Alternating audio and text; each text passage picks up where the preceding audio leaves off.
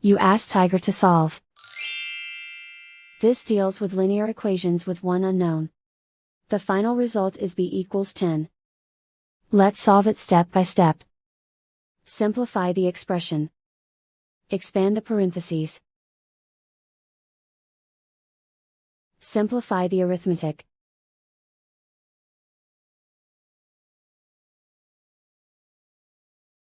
Swap sides.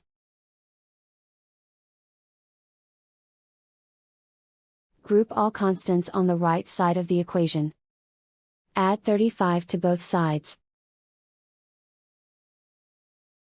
Simplify the arithmetic.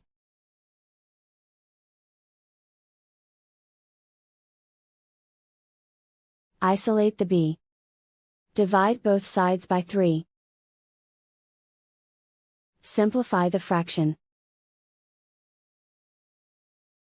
Find the greatest common factor of the numerator and denominator. Factor out and cancel the greatest common factor. And so the final result is b equals 10.